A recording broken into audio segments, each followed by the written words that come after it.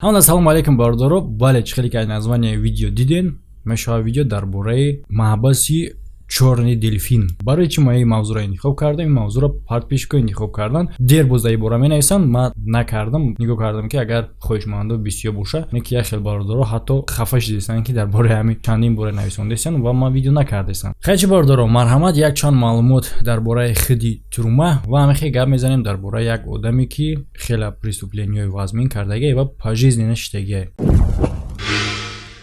ва пешаи навора давомдан ссилка ки дар комментарияи видео закрепит кардагие барои чие агар ту угадат карда бутони кадом ҷангвар ё ин ки бозингар дар ҷанги пешистодааш ё ин ки дар бозии дар пешистода ғолиб мебурад, ту метавонӣ дар ҳамун ҷангвару бозингар сум кор кунӣ. Ссилка дар комментария закрепит кардагие. Чорни дельфин ай ҳама колонияи калонтарин дар Россия барои заключёниёе ки як умра шидагианд. Дар инҷа маньякҳо ҳастанд, одамкушо ҳастанд ва одамое ки кӯда мерасанд. Ай ҳама даҳшатноктарин преступникҳое ки замин ба азоб метавонанд вора ҳуҷ кунанд, ҳамаи мо дар ҳамин ҷаам.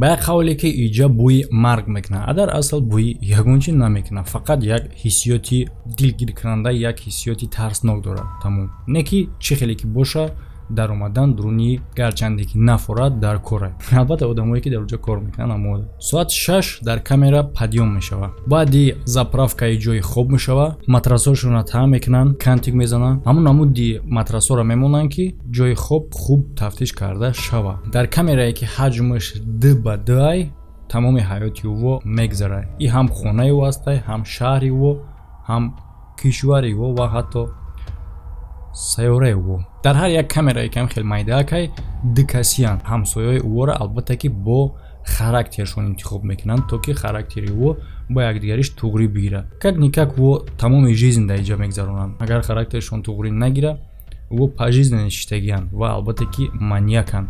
Мумкин иша бихӯранд. Ва агар ки характерҳои касе ки туғри нагирифт, яъне успед накунанд иша бихӯранд, ӯро якдигаришон ҷудо мекунанд. ҳар як сантиметри қадам задани ӯ, ҳар як сонияу дақиқаи ҳаёти ӯ дар таҳти назорат ай. Яъне бо камера наблюденӣ дар реални времени ӯро назорат мекунанд. Албатта ки одаме ки 40 одама куштагиай, ӯ ҳама кора карда метавонад. ҳар як 15 минутӣ обходай. Аз ин дер не. Бо плюс албатта чӣ хеле ки гуфтем, круглосуточно дар онҷа видеокамера гирёнад. И одаме ки шумо дидестен Одамхир Николаевай. Ӯ одамое ки ҳамроҳшон шароб мехӯрд, мекашт, пора мекард ва гӯштшонро меҷӯшонд, мехӯрд.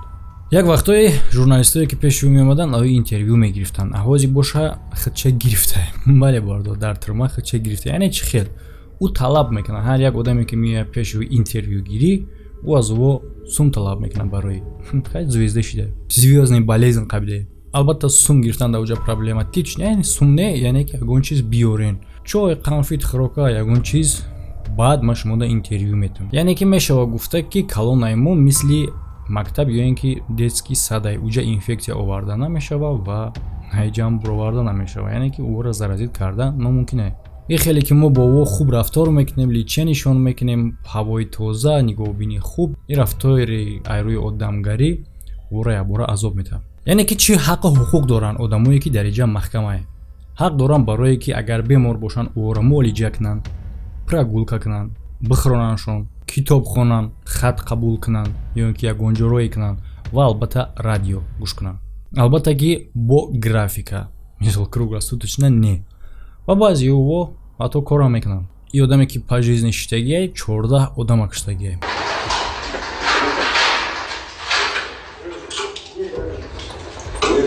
Есть, гражданин начальник. Есть, гражданин начальник. Здравия желаю, гражданин начальник. Осужденный Кострев Олег Владимирович, 1986 года рождения. Осужден по статьям 210, 222, 223, 167, 213, 205, 105, статья 30. Убил 14 человек. 15 мая 2008 года Московским городским судом приговорен к пожизненному лишению свободы.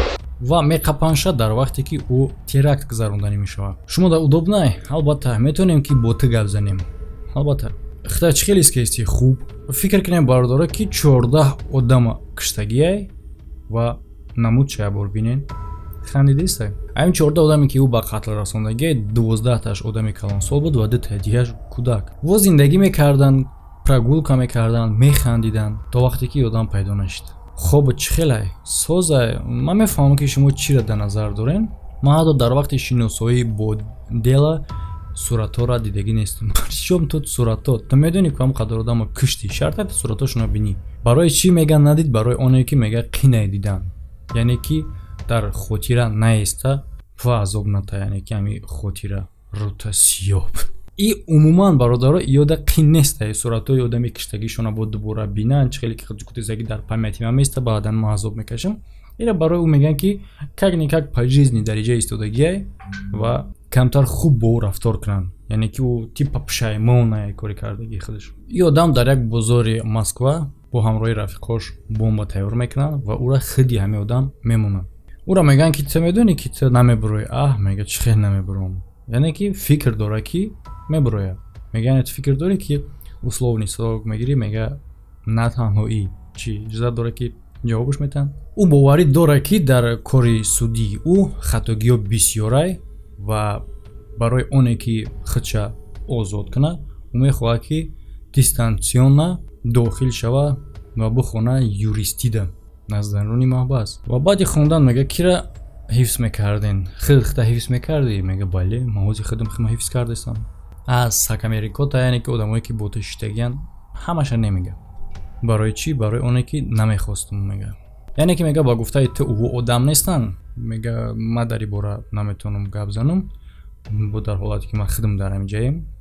ва мега не ки агар аз нуқтаи назари шумо нигоҳ кунем, бале яъне ки одам нестанд. аз нуқтаи назари одами берна агар нигоҳ кунӣ, аз нуқтаи назари худаш гуфта наметавона. барои чӣ ки дар ӯ дурӯ намеқапанша.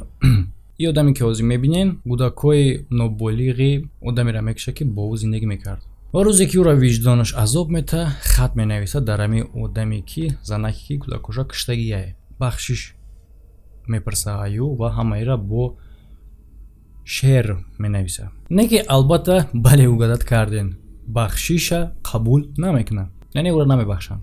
модари ғамзада суратҳои гроба ӯ да абрат нароӣ мекунад ва менависа стохни мраз. ну хай чӣ савол дошта? намедонам чӣ дасту по хӯрда шуди? ором ша ором кубатанта.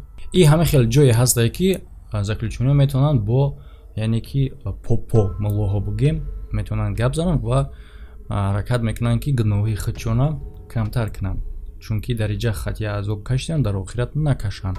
и одам куштагиай сета омрои худша ошнои худша ки бово менӯшиданд. ва ӯ мега ки ма ёра ёд надорам ки чӣ кор кардам ва ҳамаи гунаҳгорай китайский спирт ки ӯ дар ин вақт дар ҳамун вақт яъне хӯрда буданд.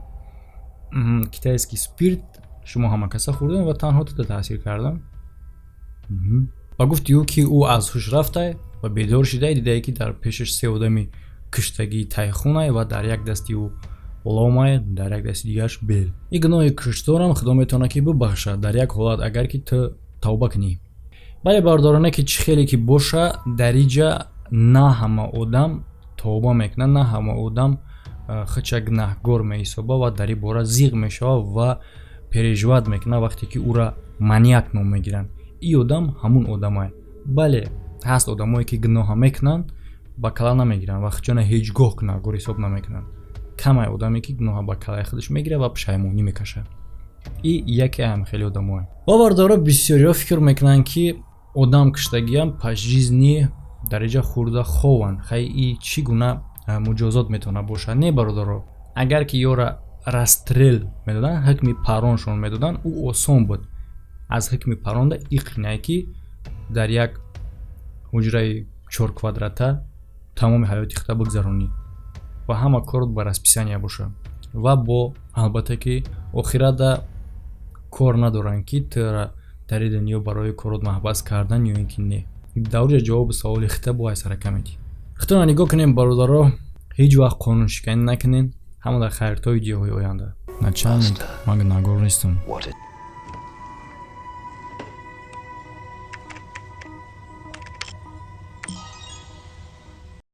чхел ӯ худаш гуфт мана букаш.